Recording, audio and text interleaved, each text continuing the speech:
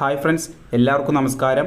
Indian railway വിളിക്കുന്ന RRB group D notification ഇതാ വന്നിട്ടുണ്ട്. ഇതിൻ്റെ ഷോർട്ട് നോട്ടീസ് വന്നപ്പോൾ നിങ്ങളിലേക്ക് കറക്റ്റായിട്ട് വീഡിയോ എത്തിച്ചതാണ്.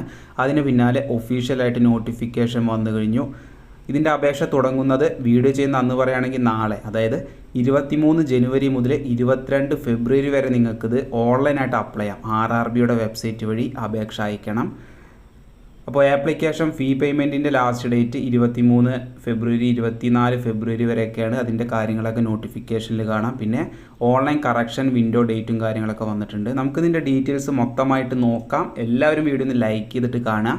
അപ്പോൾ ഒരുപാട് കാര്യങ്ങൾ പറയാനുണ്ട്. നിങ്ങൾ ശ്രദ്ധിച്ച് കേൾക്കുക, വീഡിയോ നിങ്ങൾ ശ്രദ്ധിച്ച് കേട്ട് മനസ്സിലാക്കുക. ലെവൽ 1 പോസ്റ്റുകളാണ്. ഗ്രൂപ്പ് ഡി നമുക്കറിയാം, 10ാം ക്ലാസ് യോഗ്യത വെച്ച് നിങ്ങൾക്ക് ഗ്രൂപ്പ് ഡി ഇന്ത്യൻ റെയിൽവേയിൽ സ്ഥിര ജോലിയാണ് കിട്ടാൻ പോകുന്നത്. 18,000 രൂപയാണ് നിങ്ങൾക്ക് സ്റ്റാർട്ടിങ് ഇനീഷ്യൽ സാലറി പാക്കേജ്. 18 മുതൽ 36 വയസ്സ് വരെയാണ് ഏജ് ലിമിറ്റ്. 32,438 വാക്കൻസിയാണ് ഇപ്പോൾ നിലവിൽ റിപ്പോർട്ട് ചെയ്തിട്ടുള്ളത്. ഒഫീഷ്യൽ ഷോർട്ട് നോട്ടീസിലെ പ്രകാരമുള്ള വാക്കൻസി തന്നെയാണ്, അതിനൊന്നൊരു മാറ്റമില്ല.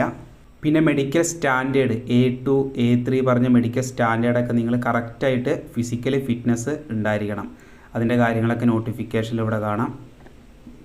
പിന്നെ നിങ്ങൾ ഇന്ത്യൻ സിറ്റിസണാണ്, എല്ലാവരും ഇന്ത്യൻ സിറ്റിസണാണ്, നമുക്ക് എല്ലാവർക്കും അപേക്ഷ അയക്കാം.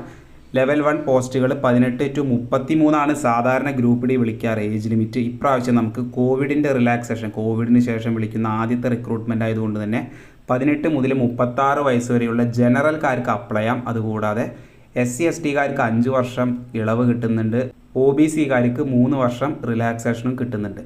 കറക്റ്റ് ഡേറ്റ് ഇവിടെ കാണാം. 2/1/89 1/1/2007 ഇടയിൽ ജനിച്ച UR ജനറൽക്കാർക്കും EWSകാർക്കും അപേക്ഷ അയക്കാം.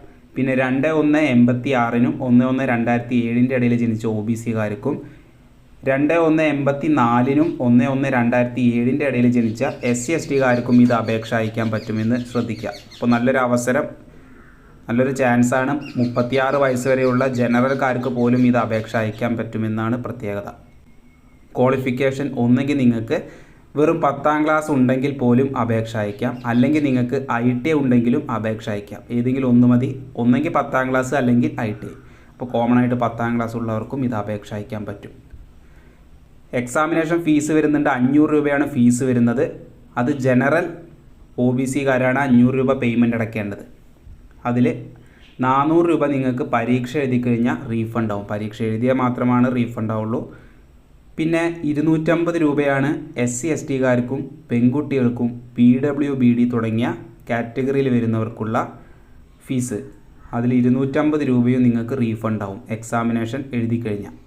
Mode of payment debit card, credit card, അതിൻ്റെ കാര്യങ്ങളൊക്കെ ആപ്ലിക്കേഷൻ വീഡിയോ നാളെ കാലത്ത് വരുന്നുണ്ട്. നാളെയാണ് അപേക്ഷ തുടങ്ങുന്നത്. നാളെ ആപ്ലിക്കേഷൻ വീഡിയോ വരും. അത് കണ്ടിട്ട് മാത്രം നിങ്ങൾ അപേക്ഷ അയക്കുക, തെറ്റ് വരുത്തി വെക്കണ്ട. ഇനിയിപ്പോൾ അഥവാ തെറ്റ് വന്നാലും നമുക്ക് എഡിറ്റ് ചെയ്യാനുള്ള ഡേറ്റും കാര്യങ്ങളൊക്കെ ഉണ്ട്. പക്ഷേ നമ്മൾ മാക്സിമം തെറ്റ് വരുത്താതെ തന്നെ അപേക്ഷ അയക്കാൻ ശ്രമിക്കുക. പിന്നെ ഇതിൻ്റെ മറ്റ് ഡീറ്റെയിൽസ് എന്താണെന്ന് ഡിസ്കസ് ചെയ്യാം. ഇനി പ്രധാനമായും റിക്രൂട്ട്മെൻറ്റ് പ്രോസസ്സ് പലർക്കും ഡൗട്ട് ഉണ്ടായിരിക്കും. ആദ്യം നിങ്ങൾക്ക് computer based test, computer exam ആയിരിക്കും. അത് ക്വാളിഫൈ ആയവർക്ക് മാത്രം ഫിസിക്കൽ ടെസ്റ്റ് വരുന്നുണ്ട്. പിന്നെ ഡോക്യുമെൻറ്റ് വെരിഫിക്കേഷൻ, പിന്നെ മെഡിക്കൽ എക്സാം. ഇങ്ങനെയാണ് സെലക്ഷൻ ക്രൈറ്റീരിയ. കമ്പ്യൂട്ടർ ബേസ്ഡ് എക്സാമിന് 90 മിനിറ്റാണ് നിങ്ങൾക്ക് പരീക്ഷയ്ക്ക് ടൈം കിട്ടുക. General science, maths, general intelligence and reasoning, general awareness and current affairs തുടങ്ങിയ സിലബസ് നിന്നാണ് ക്വസ്റ്റ്യൻസ്. 100 ക്വസ്റ്റ്യൻസ് ആയിരിക്കും. ഓരോ ക്വസ്റ്റ്യൻസിനും 1 മാർക്കാണ് നിങ്ങൾക്ക് കിട്ടുക. പിന്നെ 1/3 നെഗറ്റീവ് മാർക്കിങ്, അതായത് 3 ക്വസ്റ്റ്യൻസ് നിങ്ങൾ തെറ്റിച്ച് കഴിഞ്ഞാൽ 1 മാർക്ക് നിങ്ങളുടെ നെഗറ്റീവായിട്ടും പോകും. അപ്പോൾ അറിയുന്നത് മാത്രം നിങ്ങൾ അറ്റൻഡ് ചെയ്യുക. അപ്പോൾ ഇതിൻ്റെ സ്റ്റഡി മെറ്റീരിയലും കാര്യങ്ങളും വേണമെങ്കിൽ ഒന്ന് താഴെ കമൻറ്റ് ചെയ്താൽ മതി. നമുക്ക് സ്റ്റഡി മെറ്റീരിയൽ എങ്ങനെയും അറേഞ്ച് ചെയ്യാം. പിന്നെ ഫിസിക്കൽ ടെസ്റ്റാണ്. ഇത് ക്വാളിഫൈ ആയി കഴിഞ്ഞാൽ ബോയ്സിന് 35 കിലോഗ്രാം വെയിറ്റ് നിങ്ങൾ 100 മീറ്റർ 2 മിനിറ്റ് കൊണ്ട് കവർ ചെയ്യണം. ഒറ്റ ചാൻസേ കിട്ടുള്ളൂ. പിന്നെ 1000 മീറ്റർ, അതായത് 1 കിലോമീറ്റർ 4.15 മിനിറ്റിൽ നിങ്ങൾ ഓടിക്കയറണം. 4 മിനിറ്റ് 15 സെക്കൻഡ്. ഇനി ഗേൾസിനാണെങ്കിൽ 20 കിലോഗ്രാം വെയിറ്റ് നിങ്ങൾ 100 മീറ്റർ കവർ ചെയ്യണം. 2 മിനിറ്റാണ് ടൈം കിട്ടുക.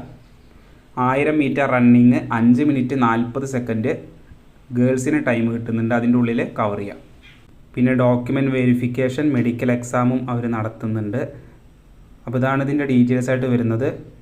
അപ്പോൾ ഓരോ പോസ്റ്റ് അതിൻ്റെ ഡിപ്പാർട്ട്മെൻറ്റ്, ഏജ് ക്രൈറ്റീരിയ, ക്വാളിഫിക്കേഷൻ ഇവിടെ കാണാം. ഒരുപാട് പോസ്റ്റുകൾ, നിങ്ങൾക്ക് ഡൗട്ട് ഉണ്ടായിരിക്കും, ഒരുപാട് പോസ്റ്റുകൾ. ഇതാണ് പോസ്റ്റുകൾ വന്നിട്ടുള്ളത്.